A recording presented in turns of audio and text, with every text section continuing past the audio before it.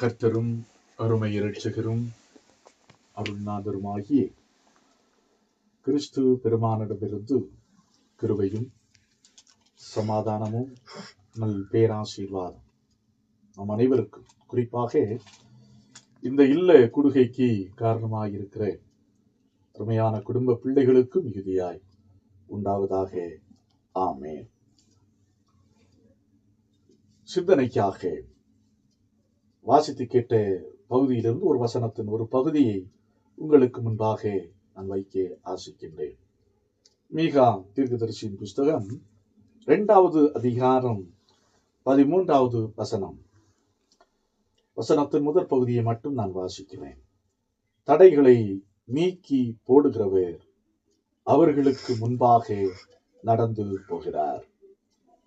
தடைகளை நீக்கி போடுகிறவர் அவர்களுக்கு முன்பாக நடந்து போகிறார்.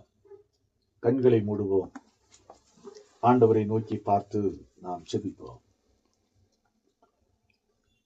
தடைகளை நீக்கி போடுகிற எங்கள் அன்பின் ஆண்டவரே, இந்த அற்புதமான வேலைக்காக உமக்கு நன்றிகளையும் ஸ்தோத்திரங்களையும் துதிகளையும் நாங்கள் ஏறெடுக்கிறோம். இந்த அற்புதமான வேளையிலே பாடல்கள் வாயிலாக உம்மை பாடி மகிமைப்படுத்தினோம்.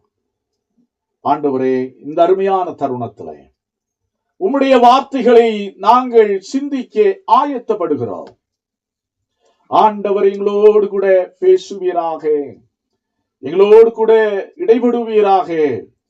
சிந்திக்க இருக்கின்ற வார்த்தைகள் அருமையான குடும்பத்தாருக்கும் அன்பு குடும்பத்தாருக்காக ஜெபிக்க கடந்து வந்திருக்கிற விசுவாச பெருமக்களுக்கும் பேராசீர்வாதமாக ஆண்டவர் மாற்றி தர வேண்டும் என்று மன்றாடி ஜெபிக்கிறோம்.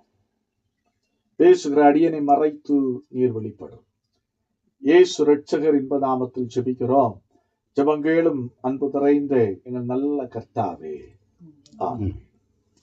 அன்பானவர்களே, கடந்த ஆண்டிலே கடைசி டிசம்பர் மாதம் என்று நினைக்கிறேன், நான் இங்கிருந்து ஆராதனை எல்லாம் முடித்துக் கொண்டு நைட்டு கடைசி பஸ்ல நான் ஏறி போறேன்.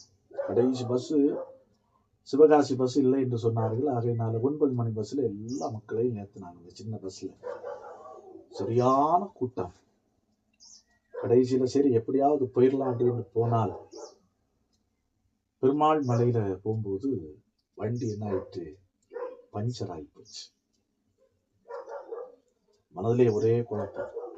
என்னடா இது ஒரு பெரிய தடையாகி போச்சு, இன்னத்தான் கோளாறாகி போச்சோ அப்படிங்கிற ஒரே குழப்பம். ஏன் இவ்வளவு தடை? ஏன்னா வேற பஸ்ஸும் கிடையாது, நெக்ஸ்ட் பஸ் கிடையாது. ஆனாலும் கிட்டத்தட்ட 4 மணி நேரங்கள் எங்க நின்றுருக்கு, பெருமாள் மலையில நின்றுது. 4 மணி நேரம் நின்ன பிறகு காலையில மதுரை போய் சேரும்போது 7 மணி, 6 to 7 மணிக்குள்ள போய் சேருது. ஒரு பெரிய தடை. அந்த தடை வார நேரத்துல நாம் என்ன செய்கிறோம்? தடுமாறுகிறோம். என்ன செய்வதென்று நமக்கு தெரியல. ஏன் ஆண்டவரே, இது எந்த தடை, எதுக்கு அப்படிங்கிற குழப்பம் எங்க வருது? மனசுக்குள்ள ஓடிட்டே வருது. ஆனா ஆண்டவர் சொல்லுகிறார்.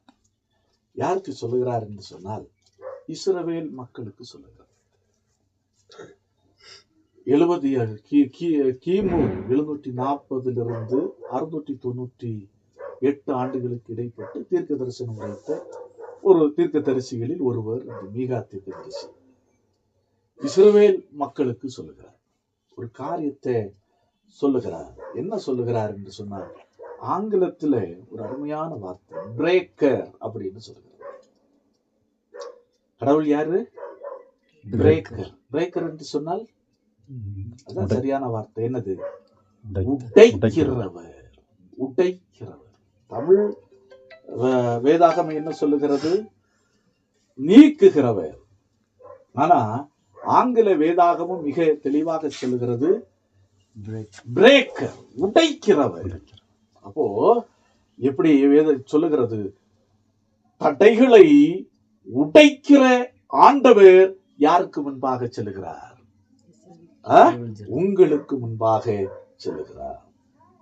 ஏன்னா அவர்கள் எக்ஸைல், அதாவது என்ன சிறையிருப்பில் இருந்தார்கள்.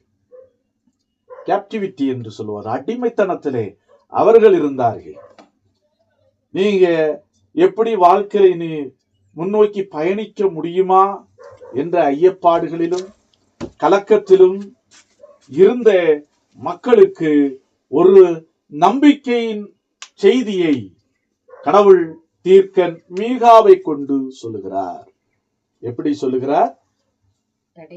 உடைக்கிற ஆண்டவர் உங்களுக்கு முன்பாக செல்லுகிறார். நன்றாய் கவனிக்க வேண்டும்.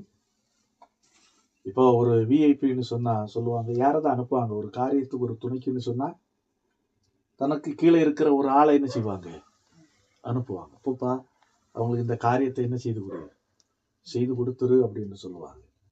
ஆனா இங்கே கடவுள் சொல்லுகிறார், பிரேக்கராக யார் தான் போவேன்? நானே போவேன். அதான் தடைகளை நீக்குகிறவர், உடைக்கிறவர் உங்களுக்கு முன்னே போகிறார். நான் போவேன்ப்பா, நான் என் மக்களுக்கு முன்பாக நானே என்ன செய்வேன், போவேன் அப்படி என்று சொல்லுகிறார். அதான் ஏசாயா தீர்க்கதரிசியின் புஸ்தகம் 45வது அதிகாரம் 2வது வசனம் சொல்லுகிறது, நான் உனக்கு முன்னே போய் கோணலானவைகளை நான் என்ன செய்வேன், நான் உனக்கு முன்னே போவேன். அப்போ மற்ற கடவுள்களுக்கும் நம்முடைய ஆண்டவருக்கு வேறுபடுத்துகின்ற காரியத்தை தான். மற்ற கடவுள்களை மக்களை சுமந்து கொண்டு போவார்கள், பார்த்திருக்கீங்களா? மக்களை தான் சுமப்பார்கள்.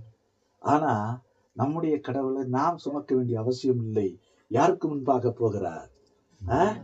நமக்கு முன்பாக அவர் போகிறார். உடைக்கிறவராக, எந்த தடைகளும் இருந்தாலும் உடைக்கிறவராக அவர் போகிறார். இந்த நாளிலே இந்த முதல் கூடுகை காரணமாக இருக்கிற குடும்பத்தாருக்கும் ஆண்டவர் சொல்லுகிற மிக முக்கியமான ஒரு வாக்குறுதி, தடைகளை உடைக்கிற ஆண்டவர் உங்களுக்கு முன்னே என்ன செய்கிறார்? அவரே சொல்லுகிறார். வேற யாரும் இல்லை, வேற அசிஸ்டன்ட் எல்லாம் அவர் அனுப்பல, அல்லது தூதனை அவர் அனுப்பல. இங்க யார் சொல்லுகிறார்? நானே உங்களுக்கு முன்பாக போவேன். குடும்பத்தாருக்கு தான் சொல்லுகிறேன், நான் இந்த ஆண்டிலே உங்களுக்கு முன்பாக போய் இருக்கிற எல்லா தடைகளையும் அகற்றி உங்களுடைய பயணத்தை, குடும்ப பயணத்தை, கல்வி பயணத்தை, வேலை செய்கின்ற வேலை பயணத்தை, வீட்டு காரியத்தை, வீட்டு வேலைகளை எல்லாவற்றையும் நான் ஒழுங்குபடுத்தி என்ன செய்வேன், சீராய் பயணிப்பதற்கான பாதைகளை நான் ஏற்படுத்தி தருவேன் அப்படி என்று ஆண்டவர் சொல்லுகிறார். அப்போ பிரேக்கர் உடைக்கிறதுக்கு ஒரு லிமிட் இருக்கு, அப்படிதானே? எல்லாவற்றையும் உடைத்துட்டு எடுத்துட்டு போக முடியுமா? நிச்சயமா போக முடியாது. ஒரு சாதாரண மனிதன் பூட்டை உடைக்கணும்னா யாரை கூட்டிட்டு வரணும்? கார்பெண்டரை கூட்டிட்டு வரணும். பேங்கில் உள்ள லாக்கரை உடைக்கணும்னா வெல்டர், அப்படிதானே? ஆனா அதெல்லாம் சாதாரண உடைக்கக்கூடிய ஒரு காரியங்கள் தான். ஆனா எல்கைக்கு உட்பட்டதான கடவுளுடைய உடைப்பு என்பது எல்கையே கிடையாது. எந்த ஆற்றலும், எப்பேற்பட்ட வலு, மனுஷன் எப்பேற்பட்ட தடைகளை ஏற்படுத்தி வைத்திருந்தாலும், எப்பேற்பட்ட இடைஞ்சலை ஏற்படுத்தி வைத்திருந்தாலும் அந்த தடைகளை என்ன செய்ய முடியும்? அவர் உடைத்து, லிமிட்டே கிடையாது, எல்லைகளை தாண்டி தடைகளை உடைக்கிறார். அநேகர் அதை சொல்லுவார்கள், இது சாத்தியமா? சாத்தியம் இல்லப்பா. டாக்டரே சொல்லியாச்சு சாத்தியம் இல்லை என்று சொல்லிட்டார்.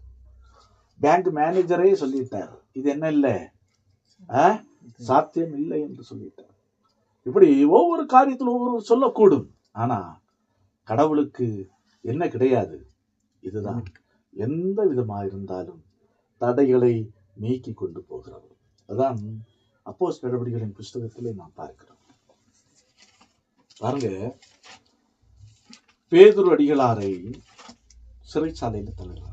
ஏரோது ராஜா வந்து யாக்கோபை கொலை செய்கின்றான். அது யூதர் மக்களும் பயங்கர செல்வாக்கை பெற்று தந்தது. அடுத்து யாரை பிடிச்சு ஜெயில போடுறான்? பேதுருவை பிடித்து ஜெயில போடுறாங்க. பேதுருவும் இப்ப மரண போராட்டம் நடத்தி கொண்டிருக்கிறார். எங்க? ஜெயிலுக்கு உள்ள. சாதாரணப்பட்ட பாதுகாப்பு அல்ல, பல அடுக்கு பாதுகாப்பு. அப்போ ரெக்கமெண்டேஷனுக்கு வழியே கிடையாது. ஏரோது ராஜா ரொம்ப தீவிரமா இருக்கிறார். ஏன்னா மக்களிடத்துல பயங்கர செல்வாக்கு. இவர் கொலை செய்தா இன்னும் நமக்கு ஆட்சியில என்ன செய்ய முடியும்? நீடிக்க முடியும். அப்படி என்று சொல்லி அவர் ரொம்ப செல்வாக்கு இருக்கிறதுனால யாருமே ஏரோது ராஜாவின் இடத்துல ரெக்கமெண்டேஷனுக்கு என்ன செய்ய முடியாது, போகவே முடியாது. அடுத்து வேற ஏதாவது போய் உடைச்சு எடுத்து கூட்டிட்டு வரலாம்னா அதுக்கும் சாத்தியமே இல்லை. அதுக்கு சாத்தியமே இல்லை. பல அடுக்கு பாதுகாப்பு. அப்பேற்பட்ட ஜெயில் உடைக்கப்படுகிறது, தகர்க்கப்படுகிறது, கதவுகள் திறக்கப்படுகிறது. கடவுளை நேரடியாக இந்த காரியத்தில் இன்வால்வ் இல்லை, இது இயலாத காரியம்தான். ஆனால் தம்முடைய தூதனை அனுப்பி உடைக்கிறார். தம்முடைய தூதனை அனுப்பி உடைக்கிறார். பார்த்தியா, ராத்திரியில வந்து சொல்றார் பாருங்க, எப்பா நீ உன் செருப்பை போடு, நீ உன் செருப்பை போடு, வஸ்திரத்தை எடுத்து உடுத்து, வா என் பின்னே வா. இதுதான் கடவுளுடைய தூதனுடைய கட்டளை. நீ வேற ஒண்ணும் போகாதப்பா, என் பின்னே வா. அப்போ வர வர எல்லா கதவுகளும் என்ன செய்கிறது? திறக்கிறது. வெளியே வாரான். வெளியே வந்து அப்பந்தான் அவன் ஏற்கிறான், இது நான் கண்டது கனவல்ல, இது உண்மையாகவே நிஜம்தான். இப்ப லிமிட்டே கிடையாது. மனுஷன் நம்முடைய காரியங்களுக்கு லிமிட் போட முடியும். இது இவ்வளவுதான், இதை தாண்டி நீ செய்வதற்கு எதுவுமே இல்லை. அப்படி என்று மனிதன் எல்கை வகுக்க முடியும். ஆனால் நம்முடைய ஆண்டவர் எல்கைகளை என்ன செய்கிற ஆண்டவர்? உடைக்கிற, எல்கைகளை உடைத்து காரியங்களை கைகூடி வர செய்கிற ஆண்டவர். அடுத்து பாருங்க, உடைக்கிற ஆண்டவர் மட்டுமல்ல, கடவுள் லிமிட்டை தாண்டி உடைக்கிறதோடு மட்டுமல்லாமல் நாம் முன்னேறி செல்ல உதவி செய்கின்றவராக இருக்கிறார். அதான் ஏசாயா தீர்க்கதரிசியின் புஸ்தகம் 41வது அதிகாரம் 14வது வசனத்தையும் 15வது வசனத்தையும் வாசியுங்கள். யாக்கோபு என்னும் பூச்சியே, யாக்கோபு என்னும் பூச்சியே, இஸ்ரவேலின் சிறு கூட்டமே, இஸ்ரவேலின் சிறு கூட்டமே, பயப்படாதே, பயப்படாதே, நான் உனக்கு துணை நிற்கிறேன், நான் உனக்கு என்ன செய்கிறேன்? துணை நிற்கிறேன் என்று கர்த்தர் இஸ்ரவேலின் பரிசுத்தமாகிய உன் மீட்பர் உரைக்கிறார். அடுத்த வசனத்தை வாசி. இதோ போர் அடிக்கிறதற்கு நான் உன்னை புதிய கூர்மையான பற்களும் எந்திரமாக்குகிறேன். நீ மலைகளை மிதித்து குன்றுகளை பதருக்கு ஒப்பாக்கி போடுவாய். கடவுள் சொல்லுகிறார் பாருங்க, எப்படி யாக்கோபை எப்படி கூப்பிடுகிறார்? சிறு பூச்சியே. சிறு பூச்சிக்கு ஒப்பிட்டு சொல்லுகிறார். எப்ப நீ ஒரு சிறு பூச்சி தான், நீ ஒரு சிறு பூச்சி தான். ஆனாலும் நீ என்ன செய்யாதே, நீ என்ன செய்யாதே, பயப்படாத, நான் உனக்கு என்ன செய்கிறேன்? துணை நிற்கிறேன் அப்படின்னு சொல்லி விட்டு அடுத்துதான் நீ இவைகளை மிதித்து மலைகளை மிதித்து நொறுக்கி, மலைகளை என்ன செய்து போடுவாய்? நொறுக்கி போடுவாய். குன்றுகளை என்ன செய்வாய்? பதருக்கு என்ன, இந்த சாவின்னு சொல்லுவாங்கல்ல, பதறு வேஸ்ட், அது காத்துல அடிச்சா என்ன செய்யும்? பதறு பறந்து போகும். ஒரு குன்றுகளை பறந்து போக வைக்கிற அளவுக்கு பதறாக்கி விடக்கூடிய ஆற்றல் மிகுந்தவனாக நான் உன்னை என்ன செய்வேன்? மாற்றுவேன். ஆனா நீ ஒரு சிறுபூச்சி தான், அதை நினைச்சுக்கோ. நீ ஒரு சிறுபூச்சி தான், ஆனால் மலைகளை நொறுக்கக்கூடிய, குண்டுகளை பதறாக்கக்கூடிய வலிமை மிக்கவனாக உன்னை நான் மாற்றி உன் வாழ்க்கை பயணத்தை சிறக்க செய்வேன் அப்படின்னு சொல்ற. அதைதான் குடும்பத்தாருக்கு சொல்லுங்க. எல்லா பிரச்சனைகளும் மலை போல இருக்கும், பெரிய குண்டு மாதிரி இருக்கும். இதை தாண்டி எப்படி பயணிப்பது, அல்லது இதை யாரை எப்படி இறங்குவது, அப்படியே நமக்கு ஐயமாக நிற்கும். இது சாத்தியமற்ற காரியமாக நிற்கும். ஆனால் ஆண்டவர் சொல்லுகிறார், பிரேக்கர் சொல்லுகிறார், நீயே இப்ப நான் முன்ன போன்னு சொல்ல. ஆனா இங்க என்ன சொல்லுகிறார்? நீயே மலையை என்ன செய்து போடுவாய்?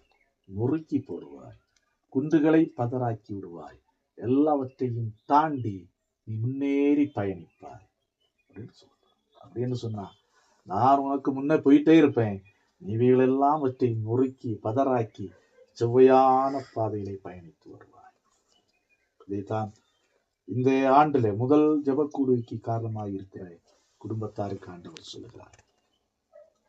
சிறுபூச்சியா இருக்கலாம், சாதாரணமானதாக இருக்கலாம், ஆனால் ஆண்டவரால் எப்படி ஆக்க முடியும்? வலிமை மிக்கதாக மாற்ற முடியும். ஆகையினால் ஆண்டவர் சொல்லுகிறார், என்ன சொல்லுகிறார்? என்ன செய்யாத, பயப்படாதே, கலங்காதே. தடைகளை நீக்கி போடுகிற ஆண்டவர் யாருக்கு முன்னே செல்லுகிறார்?